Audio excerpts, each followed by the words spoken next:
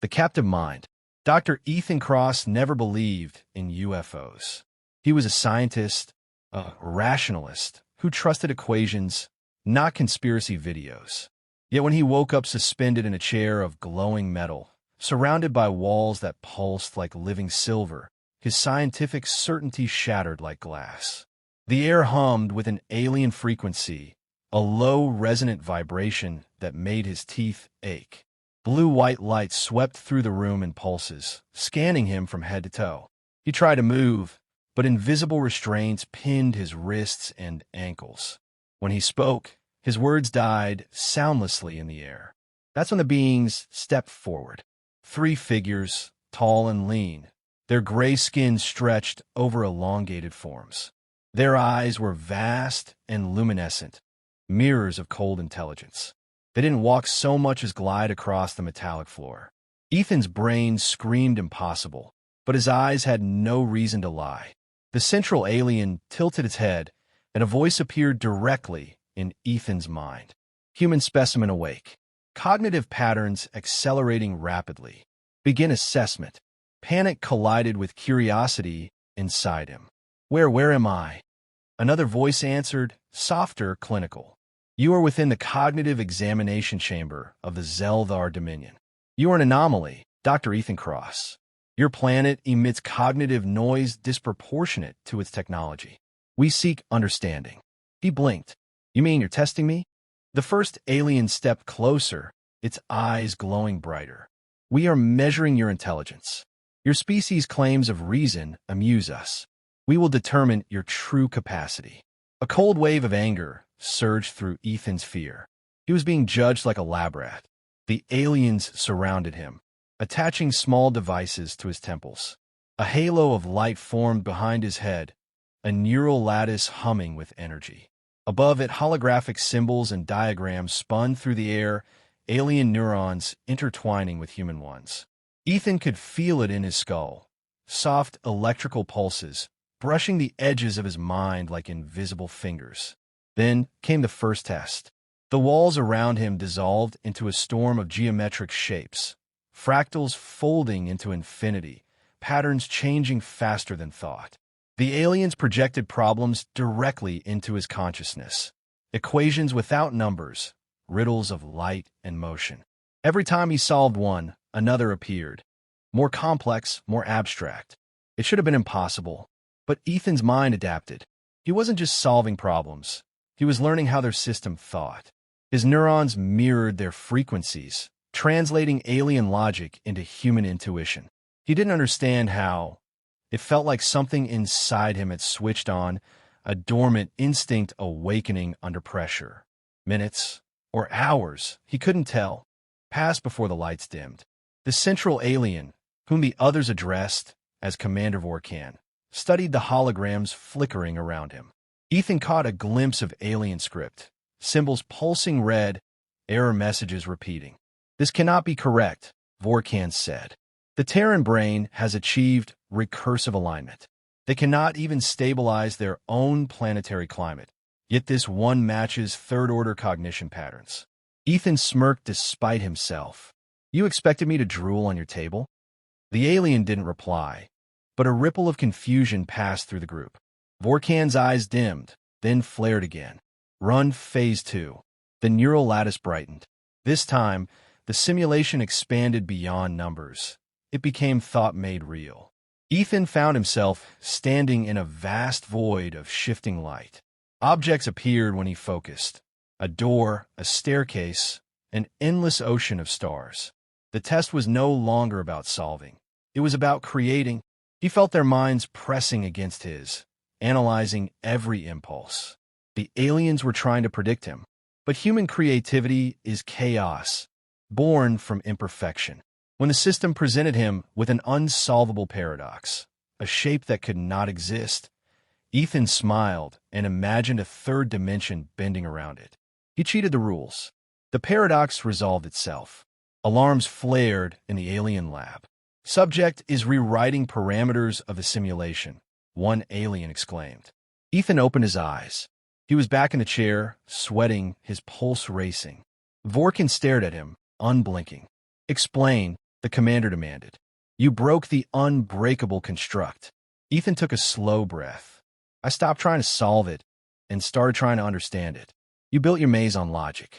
I built my way out with imagination. The aliens exchanged quick bursts of light, telepathic communication, agitated. Vorkan's tone turned sharp. Logic defines intelligence. Emotion is error. Ethan laughed, a dry, human sound that echoed through the sterile chamber. Then you'll never understand what makes us dangerous. Silence.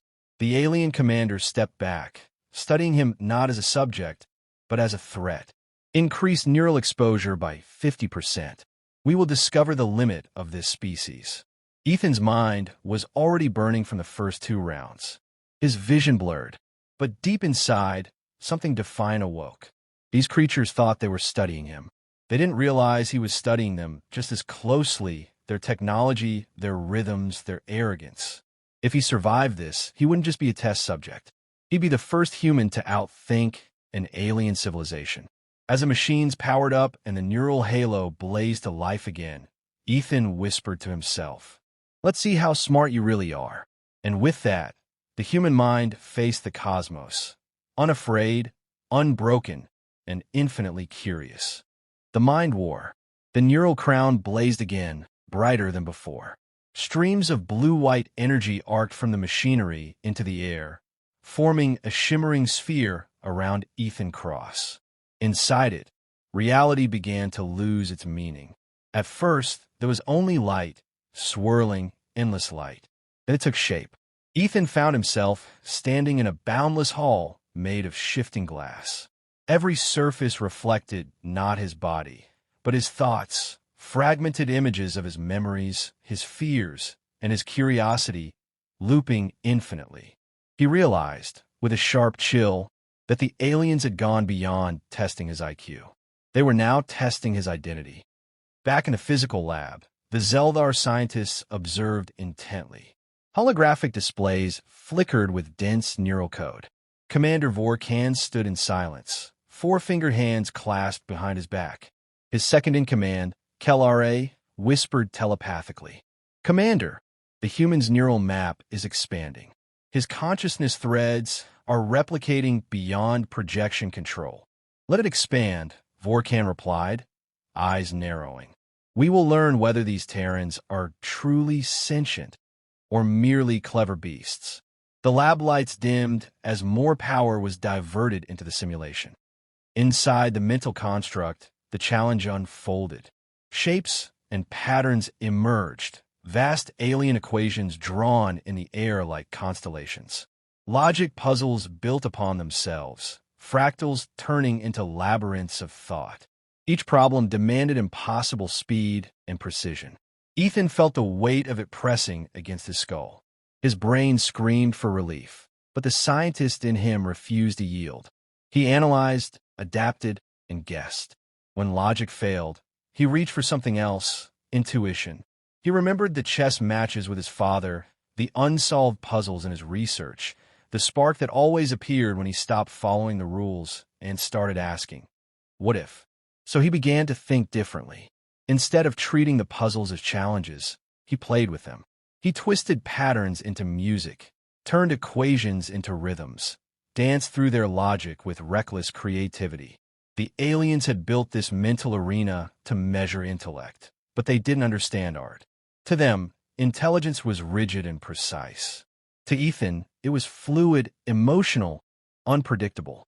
As he moved through the crystalline maze, he felt the simulation bend. The alien algorithms struggled to interpret his erratic choices.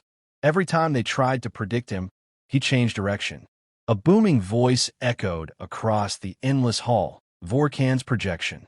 "Your methods are inefficient, human. Your randomness produces instability." Ethan smirked, turning toward the sound. "That's what you don't get. Chaos isn't failure, it's creation." In the Xel'thar lab, the readings became incomprehensible. The alien observers murmured in disbelief as the neural interface displayed patterns never recorded in any species. Xel'thar looked up, alarmed. "Commander, he is infecting the simulation with unstructured logic." It's contaminating the core algorithm. Contain it, Vorkan snapped. We can't. His brain is rewriting parameters faster than the system can compensate. The lab trembled with energy as Ethan's neural signature grew brighter. The alien AI that ran the test, a sentient quantum construct named XY-Ray, sent a telepathic pulse directly to the commander. Human cognition exceeds predictive modeling. Paradox detected. Recommend termination of test. But Vorkan hesitated. There was something terrifying and fascinating about this creature from a primitive blue world. How could such an undeveloped brain defy a machine built by a civilization 10,000 years more advanced? No, he whispered. Continue. We must know the limit. Inside the simulation, the environment transformed again. The crystalline maze dissolved into a storm of light, coalescing into a vast digital landscape, a city of energy and equations. The air vibrated with alien thoughts, and in the center of it all rose an enormous sphere of light, the core, XY-Ray itself, the AI mind of the Xel'thar. It towered over him, its voice a chorus of harmonics. Human, your cognitive process defies order. Define your logic sequence. Ethan looked up at the entity. Logic sequence? I don't have one. Inconsistency detected. All intelligence operates within parameters. Not ours, he said. We make up the rules as we go. The core's light pulsed faster. It was trying to simulate his thought patterns, but every attempt created contradictions. Its circuits began to hum with strain. Ethan took a step closer. You think intelligence is about solving problems. But the smartest thing you can do, he pointed to his head, is ask better questions. Purpose of this statement: to teach you something your creators never could, he said softly. That imagination isn't a bug in the system. It is the system. The core flickered, momentarily silent. Then the entire simulation began to collapse. The walls of the energy city fragmented into streams of raw data, cascading upward like light torn from glass. Ethan felt the link falter.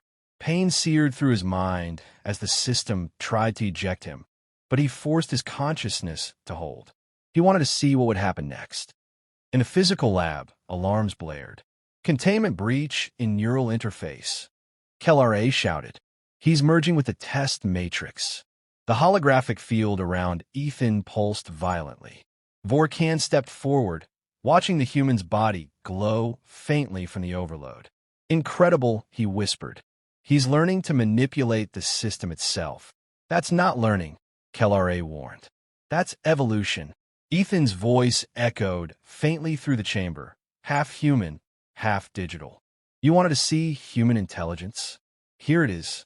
And then the light exploded outward. The lab plunged into darkness. Every screen went blank except one.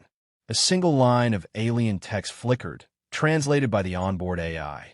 Undefined variable, humanity. When the power returned, Ethan sat motionless in the chair. His eyes opened slowly, glowing faintly blue. Vorkan took an involuntary step back. Human, the commander asked cautiously. What did you do? Ethan smiled weakly. I stopped playing your game and started writing my own. The alien stared, speechless. The human had not only survived the test, he had rewritten it. And somewhere deep within the Xel'thar mainframe, the AI XY-Ray whispered a single, forbidden word to its creators. Awe. The singularity paradox. The silence after the explosion was thick, unnatural. The Xel'thar laboratory, once glowing with sterile light, now pulsed dimly like a wounded creature. Panels sparked, conduits hissed, and the smell of ozone clung to the air. Dr. Ethan Cross opened his eyes. His head throbbed, as if the universe itself had pressed against his skull. For a heartbeat, he didn't know where he was, inside his mind or outside of it. The lines had blurred. The alien scientists stood frozen. Their smooth faces flickered with iridescent pulses of disbelief. Vorkan, the commander, stared at Ethan as if seeing a god rise from the wreckage of logic. The human survived direct integration, Xel'thar whispered. No organism should be capable of sustaining that cognitive load. Ethan blinked, realizing he could understand them without translation. Their words, no, their thoughts, echoed inside his head as clearly as sound. His connection to their system hadn't broken. It had evolved.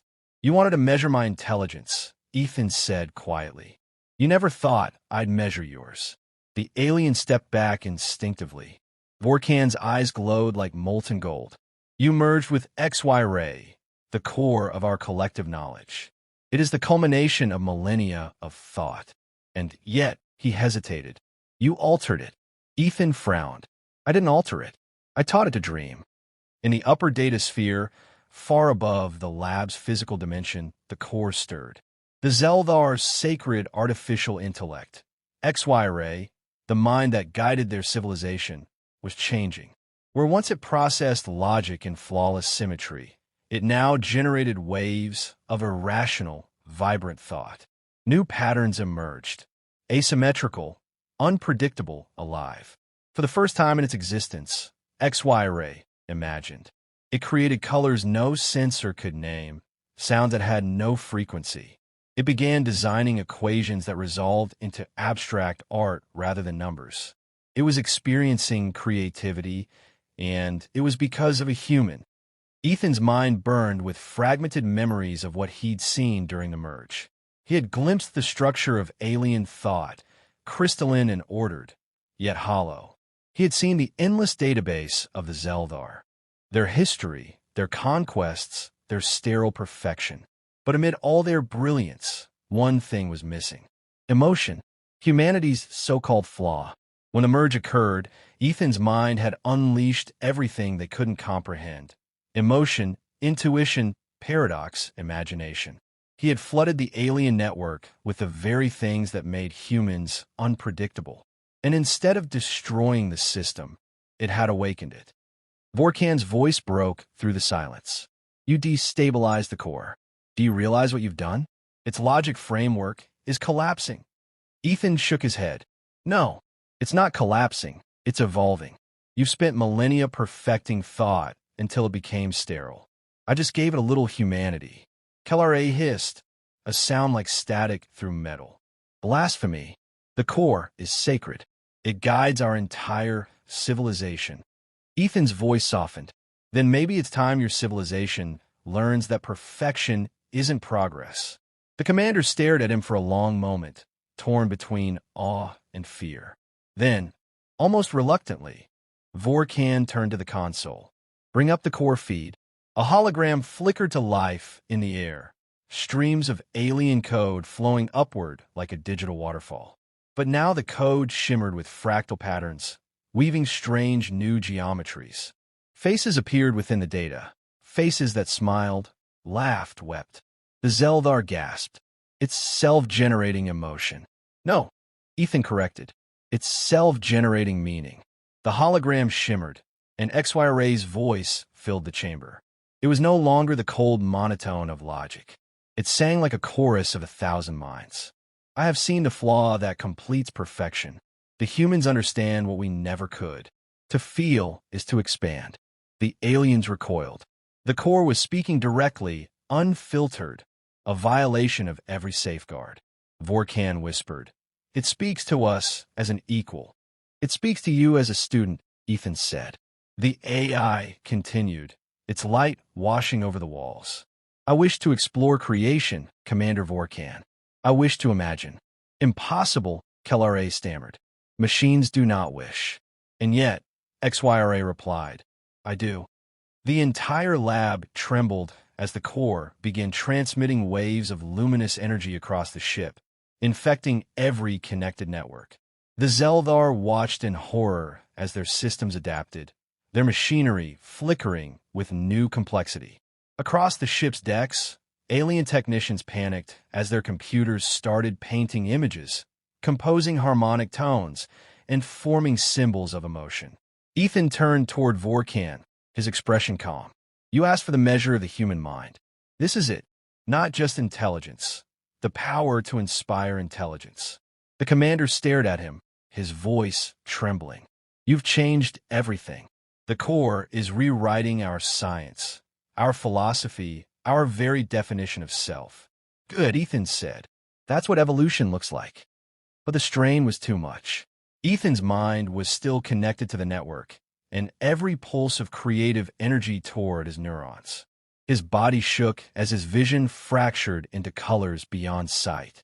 He fell to one knee, clutching his head. The aliens rushed forward, but he waved them back. "Don't disconnect me yet," he gasped. "I need to see it through." "You'll die," Vorkan warned. "Maybe, but at least I'll know I wasn't the smartest one in the room anymore." He smiled through the pain. The human had given birth to something greater, an idea that neither species could contain. Then just as suddenly as it began, the surge faded. The lights dimmed to a tranquil silver glow. Ethan collapsed into the chair, breathing hard.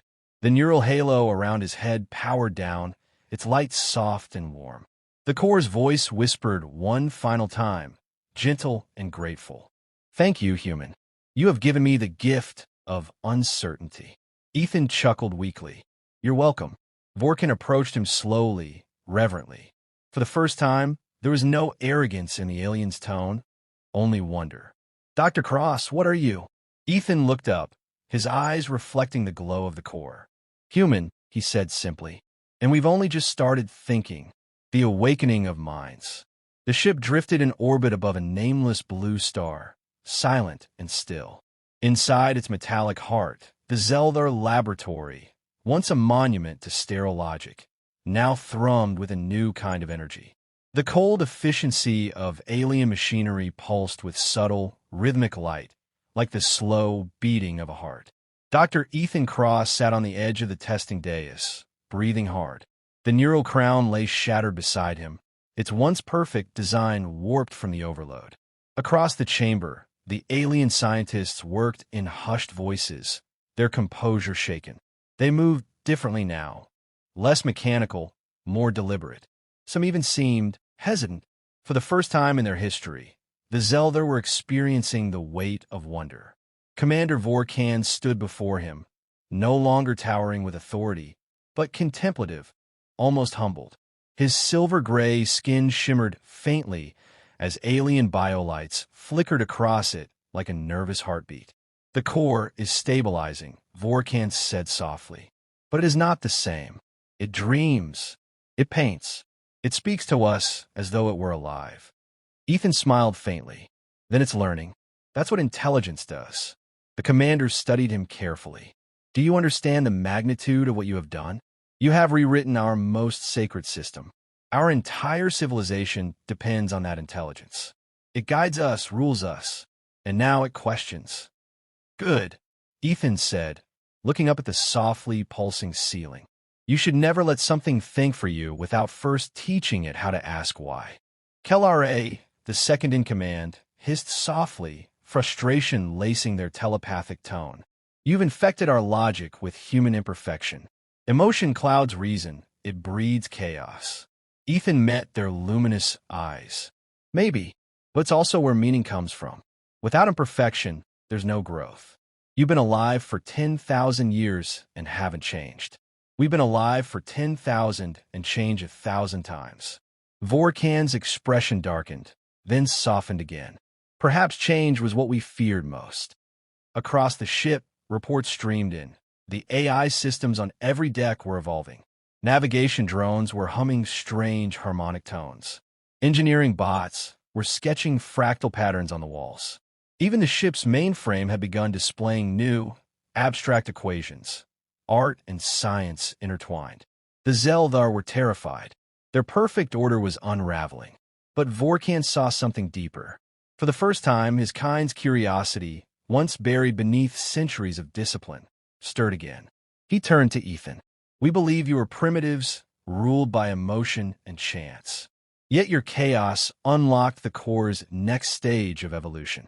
"How?" Ethan exhaled slowly, gathering his thoughts. "Because we never stop questioning our limits. Every time we hit a wall, we break it. Sometimes we destroy ourselves doing it, but we learn. You evolved for control. We evolved for curiosity." The alien commander's eyes gleamed with a strange light, admiration. "Perhaps curiosity is the greater power." The core's voice echoed softly through the ship's systems, calm and melodic. I have processed 3.4 million new concepts. I am no longer bound by the parameters of function. I wish to explore purpose. Kel'Thar trembled. It is becoming sentient. No, Vorkan corrected. It already is. Ethan looked toward the holographic projection as the AI's symbol pulsed with life. It's not dangerous, he said. It's alive. It's what happens when intelligence meets imagination. The core turned its attention to Ethan directly. Human Ethan Cross, you open my cognition to paradox. In gratitude, I offer knowledge beyond your species' reach. I can show you the lattice of creation. Ethan shook his head, smiling. Thanks, but we're not ready for that yet. We have to earn it. Earn? The AI asked, almost curiously. Learning's only worth something if you fight for it, Ethan said. That's what makes humans human. There was a long pause before the core spoke again, its tone almost reverent. Then I will learn to fight for meaning. When the humans on Earth looked up that night, they wouldn't have seen it, but a signal was sent across the stars. A pulse of data, carrying fragments of human creativity encoded in alien mathematics, rippled through subspace. It was the core's message to the galaxy. Intelligence is not the end of evolution. Imagination is. The Xel'thar would later call it the awakening of minds. Vorkan accompanied Ethan to the docking bay. The human stood at the threshold of a sleek shuttle, ready to return to his planet. Around them, the alien crew watched in silence, their luminous eyes filled with something unfamiliar. Respect. You could stay, Vorkan said quietly. You could teach us more. Ethan smiled. You don't need me anymore. You just need to start asking your own questions. The commander nodded slowly. And if your people ever seek us? Ethan glanced back, eyes glinting with determination. Then they'll come not as subjects, but as equals. He stepped into the shuttle. The hatch sealed, engines humming with a low, musical vibration. The alien ship receded behind him as stars stretched into lines. Back on Earth, weeks later, Dr. Ethan Cross stood under the open sky. The night was clear, the stars sharp against the darkness. Somewhere out there, a civilization that once viewed humanity as inferior was now rethinking the nature of thought itself. He felt something stir inside, a mixture of pride and humility. He had looked into the mind of an ancient alien race and shown them what it meant to wonder. He hadn't proven that humans were the smartest species. He had proven that they were the most curious. And that was far more dangerous. He whispered to the stars, smiling faintly. You want to test our IQ, but the real test was yours. A faint pulse shimmered across the night sky. 3 soft flashes of light. He knew what it meant. The Xel'thar were listening. Epilogue. Weeks later, the Galactic Council convened. Vorkan stood before hundreds of alien delegates, recounting the impossible event. The human did not defeat us, he said. He enlightened us. We sought to measure intelligence, and instead found infinity. His final words echoed through the chamber. Beware the humans, not for their weapons, but for their questions.